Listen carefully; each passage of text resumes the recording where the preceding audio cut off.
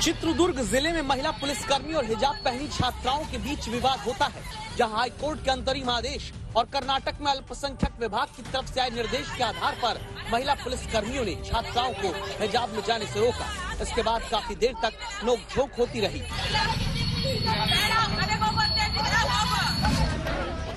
बेंगलुरु में छात्राओं ने आरोप लगाया कि हिजाब पहन कर आने पर परीक्षा नहीं देने दिया जा रहा। हमको हिजाब अलाउड नहीं है क्लास के अंदर। वो प्रिंसिपल बोले हैं कि अगर क्लास के अंदर आने का है तो आपको हिजाब निकालना पड़ेगा, वो हम नहीं मान रहे, इसीलिए हमको अभी एग्जाम लिखने से मना कर रहे हैं। ये तस्वीरें कर्नाटक के विजयपुरा की हैं। यहाँ भी कई छात्राएं हिजाब पहन कर आने पर कॉलेज के बाहर रोक दी गयी। गेट के बाहर ये बैठी हुई नजर आई।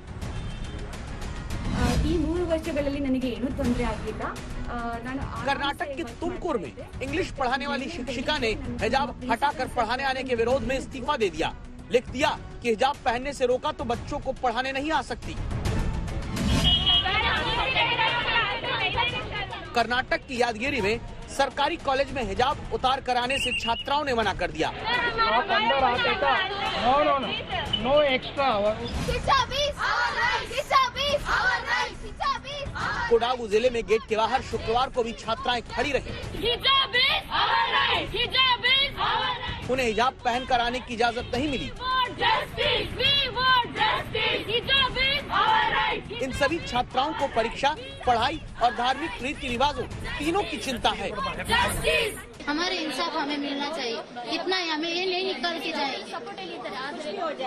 कुछ भी नहीं हो जाए। हमें एजुकेशन भी चाहिए, हमें हिजाब भी चाहिए। हिजाब डाल के क्लासरूम को हमें जल्दी से जल्दी ऑर्डर चाहिए। एग्जाम आ रहा है नेक्स्ट मंथ से। कोई इसे जिद कहता है, कोई अपना अधिकार। दरअसल देश में अपने अपने धर्म और धार्मिक रीति रिवाजों के लिए बड़ी स्वीकार्यता नजर आती है। CSDS लोकनीति की 2016 में हुए सर्वे के मुताबिक महिलाओं के घूंघट करने के सवाल पर 68% लोगों ने इसे सही माना, 15% ने खारिज किया, 17% लोगों ने कोई राय नहीं रखी। माथे पर तिलक लगाने को लेकर 73% लोगों ने इस पर सहमति जताई, 9% की राय में ये ठीक नहीं, 18% लोगों ने कोई राय नहीं दी। घर और मस्जिद के अलावा टोपी पहनने के सवाल पर 65% की राय में ये सही है, 16% ने इसका विरोध किया, 19% ने कोई विचार नहीं जताया। दाढ़ी रखने की ओपिनियन पर जब पूछा गया तो सर्वे में 68% ने इसे ठीक कहा, 13% ने गलत बताया, 19% ने कोई राय नहीं दी।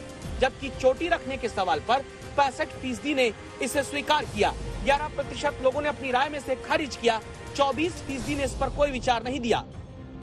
पगड़ी या कड़ा कृपाण के साथ रखने के सवाल पर 63% लोगों ने इसे ठीक कहा, 11% की राय में गलत है, 26% ने कोई राय नहीं रखी। जबकि धोती या पायजामा सार्वजनिक जगहों पर पहनने को लेकर 67% लोगों की राय में ये सही है, 12% ने इसको खारिज किया, 21% ने कोई राय नहीं रखी। इस तरह एक बड़ा वर्ग हर धर्म का ऐसा है जो अपने धार्मिक रीति रिवाजों का पालन करने के लिए सहमति मजबूती से जताता है। बेंगलुरु से शीजा और नोलन के साथ आज तक ब्यूरो। हमारे देश में महिलाओं का अपमान करना अपराध माना जाता है, अपराध है भी, लेकिन अगर एक केंद्रीय मंत्री ही सड़क की तुलना हेमा मालिनी के गाल से करते हुए महिलाओं के सामने ही हंसने लग जाएं, तो क्यों ना दस्तक दी जाए। सबसे पहले सीधे परिचय सुनिए।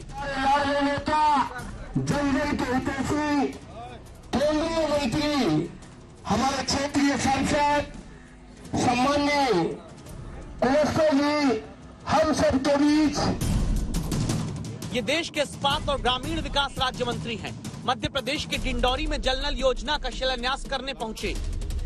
महिलाओं के प्रति सम्मान को लेकर मंत्री जी की आंखों का पानी कितना सूख चुका है, इस बयान से समझिएगा। उस गांव में ये जो रोड तो अच्छा बना दिए, हेमा मालिनी के गाल जैसे रोड। अपनी पार्टी की महिला सांसद और अभिनेत्री हेमा मालिनी का नाम लेकर जब ये उनके गाल जैसी सड़क बनाने की बात करते हैं तो इनके हाथ का इशारा देखिए और देखिए बगल में खड़ी हुई महिलाओं को, जिनके सामने ऐसी बात कहने से केंद्रीय मंत्री को रत्ती भर भी शर्म नहीं आई। उस गांव में ये जो रोड तो अच्छा बना दिए, हेमा मालिनी के गाल जैसे रोड। काश फग्गन सिंह कुलस्ते ने खुद अपनी पार्टी की सांसद हेमा मालिनी का पिछले साल दिया गया ये बयान सुना होता। ऐसा करना नहीं चाहिए। If normal common people talking, you can adjust that. But if it is a member of parliament or anybody connected to our constituency, it is.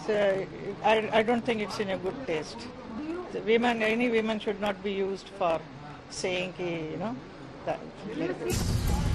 Faggan Singh Kulaste जैसे ही जनप्रतिनिधियों को कम से कम पहले अपने विभाग के या दूसरे इंजीनियर से समझ लेना चाहिए कि सड़क अच्छी बनती है तो उसे तकनीकी रूप से क्या कहा जाता है। इसके लिए हेमा मालिनी के गालों से तुलना करने की फिर जरूरत इनको नहीं पड़ेगी।